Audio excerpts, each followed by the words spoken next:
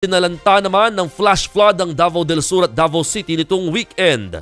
Walang tigil kasi ang pag-ulan na ayon sa Pag-asa ay dulot ng easterlies at ITCZ na nakaapekto sa ilang bahagi ng Mindanao. Bumigay tuloy ang bahagi ng dike sa Kalinan River dahil sa pagragasa ng baha. Isang lalaki nakatayo sa gilid ng bumigay na dike ang natangay ng agos. Nagtulong-tulong pa ang mga residente sa lugar para sagipin ang lalaking si Wilfredo Hambo. Gamit ang lubid na iahon naman siya mula sa ilog. Sugatan si Hambo. At habang kasalukuyan nanatili naman sa evacuation center ang 15 residente nakatira sa gilid ng nasirang dike. Habang sa Santa Cruz, Davao del Sur naman, natangay din ng agos ang isang lasing na lalaki sa gilid ng Langan River. Bumaba kasi siya sa mabatong bahagi ng ilog at nag-dive. Kinilala ang lalaki na si Naran Dulay, 40 anyos. Ayon sa kanyang mga kaanak, gustong maligo sa ilog ni Dulay dahil sa tama ng alak. Sinubukan daw nilang pigilan ito pero ayaw namang magpaawat. Hanggang ngayon, patuloy na pinaghahanap ang lalaki. Umabot na nga raw ng Davao Occidental ang paghahanap kay Dulay.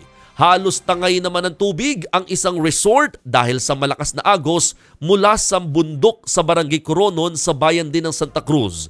Ligtas naman ang mga guest. Ayon sa Office of Civil Defense Davao Region, isa ang nawawala habang isa rin ang sugatan sa nangyaring flash flood nung linggo bunsod ng malakas na ulan. Nagsimula ng mag-uwian kahapon ang nasa 15 pamilyang lumikas mula sa tabing ilog pero pinapayuhan pa rin silang magdoble ingat sakaling sumama naman muli ang lagay ng panahon.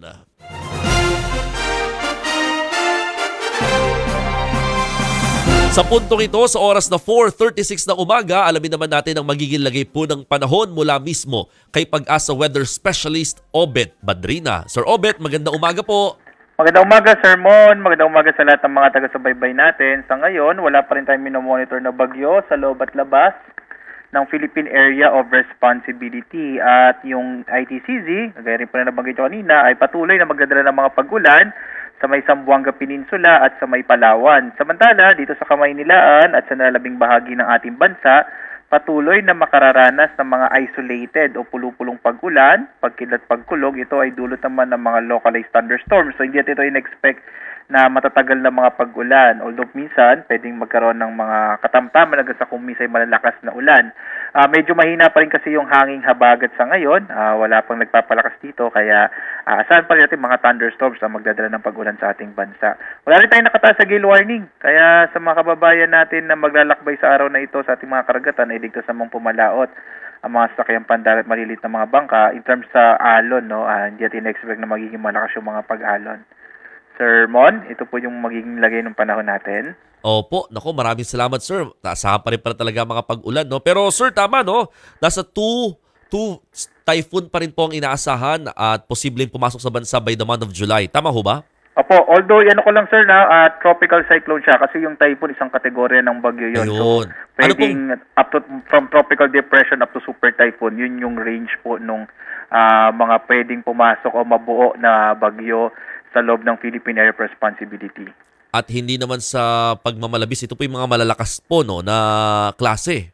Hindi natin masasabi, Sir Mon, kung anong klaseng bagyo yung maaari kasi pwede nga mula sa tropical depression, which is the weakest type ng mga tropical cyclones, hanggang super typhoon. Yun yung pinakamalakas. Sa ngayon, ang may datos tayo... dalawang bagyo.